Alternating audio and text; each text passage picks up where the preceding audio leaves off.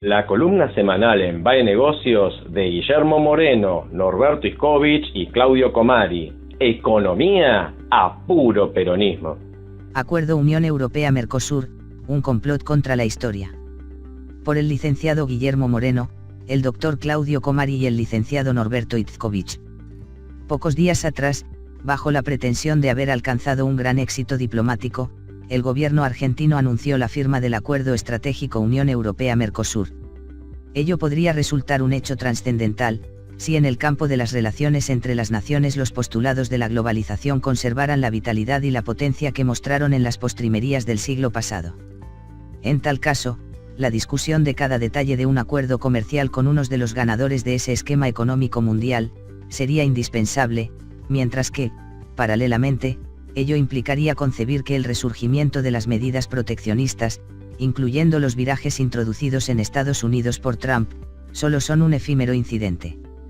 Pero si el marco de interpretación de la realidad global es el de la Tercera Guerra Mundial en cuotas por los puestos de trabajo, como lo caracteriza el Papa Francisco, pierden toda relevancia las particularidades del entendimiento, al quedar cuestionadas sus condiciones de posibilidad y por ello condenado a una obsolescencia prematura, víctima de su propio complot contra la historia.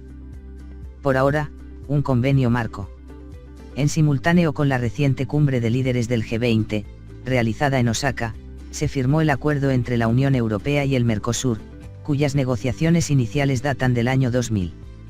Convertido en uno de los objetivos fundamentales de la gestión de Cambiemos y luego de casi 3 años de anuncios de inminentes resoluciones, con sus consiguientes sucesivas frustraciones, el primer paso formal ha sido dado, quedando por delante un complejo proceso hasta que sus disposiciones sean aprobadas y pueda ser considerado en vigencia, ya que, a la fecha, se trata de un convenio marco. No podría ser de diferente manera, por razones que son operativas y otras de naturaleza política. Las negociaciones faltantes, que incluyen además del conjunto de las particularidades sectoriales, la intervención y aprobación legislativa de los suscriptores, no permiten una seria estimación de los años que podrían insumir. Pero, es además necesario considerar los periodos adicionales requeridos para que las medidas empiecen a tener efectividad, ya que aun cuando algunos compromisos entrarían en vigor junto con el acuerdo, las modificaciones de preferencias, aranceles, patentes, normas de origen, medidas pararancelarias, etc., cuentan con diversos plazos de implementación posterior que, en algunos casos, se acercan a las 2 décadas. Claro que, para que esto finalmente ocurra en la intensidad prevista, las condiciones del contexto modélico internacional deben permitirlo, entre las que se cuenta, la continuidad como tales de los bloques comerciales. Al respecto, hemos señalado en otras oportunidades, que la política exterior de la administración Bolsonaro, pone en severas dudas la continuidad del Mercosur, toda vez que se orienta a suscribir convenios comerciales bilaterales, como los que firmara en marzo para las importaciones sin aranceles de trigo de los Estados Unidos y automotores desde México, a lo que se suma, por otra parte, que para la Argentina, este bloque arrojó, en forma sistemática, resultados desfavorables, dada la irresoluble ausencia de complementariedad entre las dos economías más importantes del bloque, al tratarse de entramados productivos que compiten entre sí, por lo que, más temprano que tarde, nuestro país podría buscar otras asociaciones más convenientes. Del mismo modo, no son menores las presiones para la redefinición o desintegración de la Unión Europea. Por lo tanto, resulta determinante, en un plano más general, en cuanto a la factibilidad del acuerdo, el modo predominante de las relaciones comerciales de los países dentro de su bloque económico de pertenencia, la perdurabilidad de estos en el tiempo, como interrogante, y, dado el caso, la relación entre ellos. Singularidad histórica o nuevo orden internacional.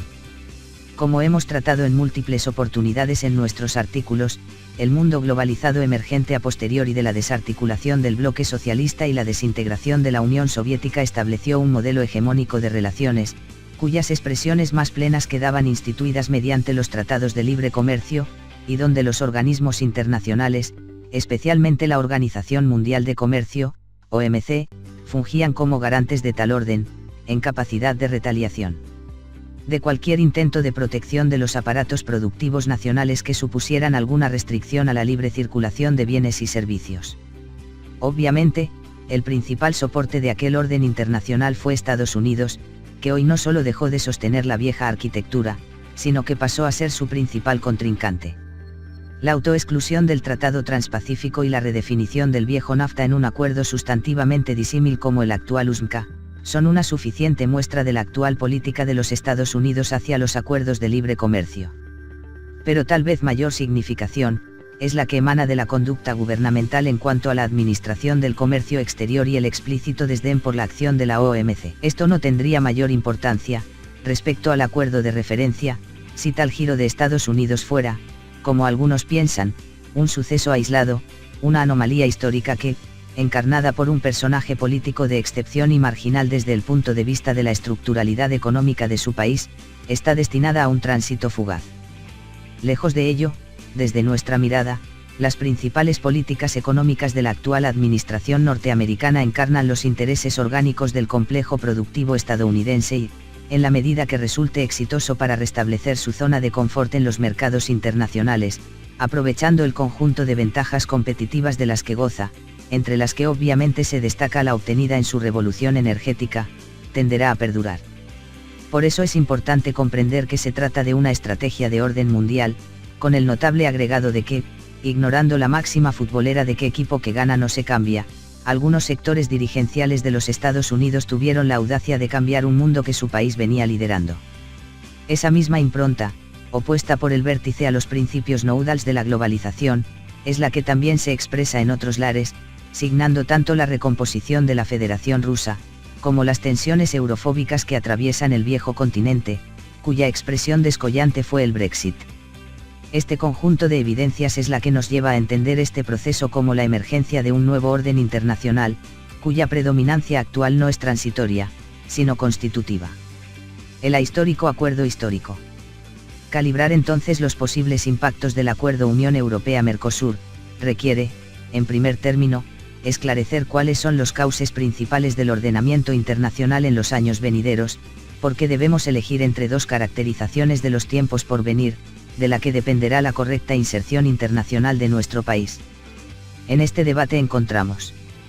por un lado, a los que, discutiendo aspectos particulares, asumen como inmutable el orden globalizador, y por el otro, a quienes al considerar el nuevo orden internacional, juzgamos abstracta la discusión de la letra chica preguntándonos, lisa y llanamente, si el acuerdo es viable o no.